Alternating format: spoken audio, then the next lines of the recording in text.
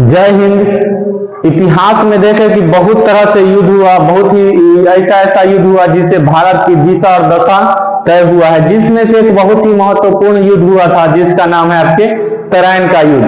तराइन का युद्ध जो है वो दो तराइन का युद्ध हुआ था, एक हुआ था प्रथम और एक हुआ था दूसरा। इसमें प्रथम युद्ध और दूसरा युद्ध दोनों जो है वो दोनों व्यक्ति के साथ ही हुआ था, जिसमें तराइन के प्रथम युद्ध का जो है वो राजपूत का, भारत के तरफ से राजपूत का नेतृत्व कर रहे थे आपके पृथ्वीराज चौहान। कौन थे? पृथ्वीराज चौहान। वही तुर्की का पृथ्वीराज चौहान लिख देते हैं पहले। उसके बाद वही तुर्की जो था वो तुर्की का नेतृत्व कर रहे थे आपके मोहम्मद गौरी था। कौन था? मोहम्मद गौरी। वो तुर्की सेनाओं का नेतृत्व कर रहे थे। तो जब तुर्की का जो मोहम्मद गौरी था उसका भारत पे आक्रमण करने का उद्देश्य से वो जब चला तो आया, तो सबसे पहले वो कहां पे आक्रमण किया था? तो इसका पृथ्वीराज चौहान का एक किला था जिस किले के नाम था बठिंडा। उस बठिंडा के किले पर उसने आक्रमण करके उसको कब्जा कर लिया। उसके बाद कब्जा करने के बाद उसने क्या किया कि वो अपने एक सेनापति के द्वारा, क्या होता है, एक जो सूचना देने के लिए जाता है उसके द्वारा से वो क्या कहा, सूचना अपने राजदूत के माध्यम से वहां पे क्या किया, सूचना पहुंचवाया पृथ्वीराज चौहान के पास कि हम तुम्हारे किले पर कब्जा कर लिए कि तुम हमारा अधीनता स्वीकार करो, नहीं तो तुमको युद्ध लड़ना पड़ेगा। तो इस प्रकार से पृथ्वीराज चौहान भी बहुत ही शक्तिशाली राजा थे, उनके पास पूरे राजपूतों का शक्ति था, उसका वो नेतृत्व कर रहे थे। उन्होंने भी क्या किए फिर कि उनका हार वो स्वीकार नहीं किए, उसका गुलामी करना स्वीकार नहीं किए। तो उसके बाद वो क्या किए, युद्ध को स्वीकार वो कर लिए। किस चीज को स्वीकार किए? तो युद्ध को स्वीकार करिए, उसका हार का स्वीकार नहीं किए, गुलाम बनना स्वीकार नहीं किए। तो युद्ध का जब वो स्वीकार कर लिए तो पहला युद्ध जो हुआ वो हुआ था आपके 13 नवंबर 1191 ईस्वी को। 13 नवंबर 1191 ईस्वी को युद्ध जब हुआ तो उस समय जो है ये पृथ्वीराज चौहान का जो सेना था राजपूत का, वो अपने तरफ से पूरे तरह ट्रेंड किए हुए थे और विशेष तरह के उनके पास एक तरीका था जिसके तरीके से सामने से अगर कोई आक्रमण होता है तो उसमें उनकी सेना को कोई हरा नहीं सकता है। ये बात जो है ये मोहम्मद गौरी को पता नहीं था। तो मोहम्मद गौरी जो है वो पुराने तरीके से उससे युद्ध लड़ रहा था। तो जब मोहम्मद गौरी युद्ध करने के लिए आया, जब आक्रमण किया उस पर, तो वो बुरी तरह से हारने लगा। इसमें दो सेना था, एक था पृथ्वीराज चौहान का और एक था आपके मोहम्मद गौरी का।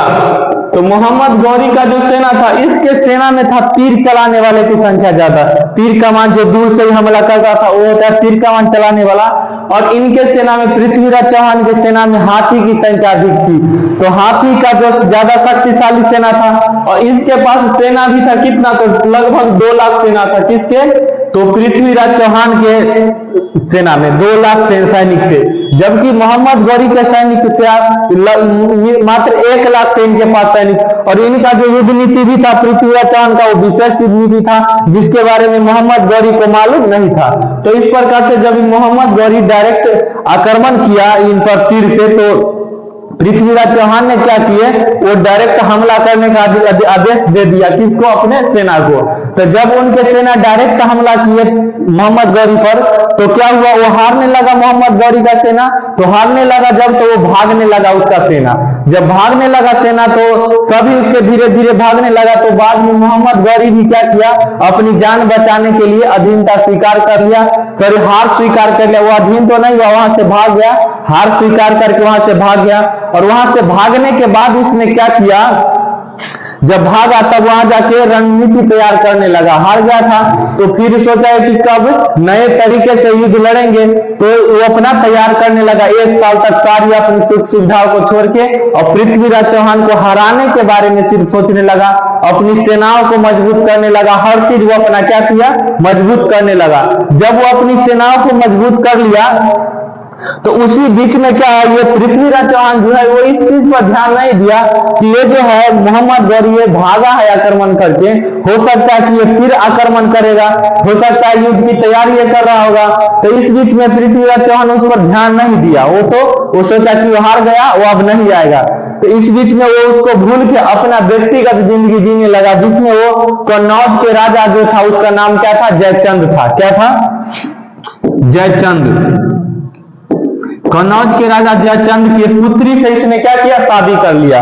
लेकिन इसका जो पिता था, जो जयचंद था, ये उस शादी से खुश नहीं था। वो इसका बहिष्कार करते रहा, मतलब नहीं शादी कर रहा, उसका विरोध करते रहा। लेकिन फिर भी इसने क्या किया, ये अपना शक्तिशाली के दम पर इसने शादी कर लिया। तो एक कन्नौज के राजा जो थे ये जयचंद, ये भी क्या थे, आपके राजपूत थे, ये भी राजपूत थे। और पृथ्वीराज चौहान भी राजपूत थे, और इनके सेना में भी जो थे वो राजपूत ही थे। तो इसलिए पृथ्वीराज चौहान से जयचंद जब नाखुश है तो क्या करेगा, वो राजपूत के सेना को भड़काएगा। तो इस प्रकार से जयचंद ने राजपूत के सेना को भड़काया, इसीलिए, और साथ भी नहीं दिया उसका, पृथ्वीराज चौहान का। तो जब साथ नहीं दिया तो कहीं ना कहीं पृथ्वीराज चौहान कमजोर होने लगेगा सैनिक से। तो इनका सैनिक का भी जो है मनोबल टूटने लगा और कमजोर होने लगा। उसी के बीच में क्या हुआ कि पृथ्वीराज चौहान का ये सब अपना चल रहा था व्यक्तिगत जिंदगी। उसी बीच ये मोहम्मद गौरी जो है, ये युद्ध का एक नीति होता है जिसमें क्या होता है कि पहले उसको आगाह किया जाता है कि हम अब तुमसे युद्ध करेंगे हम। लेकिन पृथ्वीराज चौहान सोचा कि अगर उस तरह से हम युद्ध करेंगे तब फिर हमको ये हरा देगा।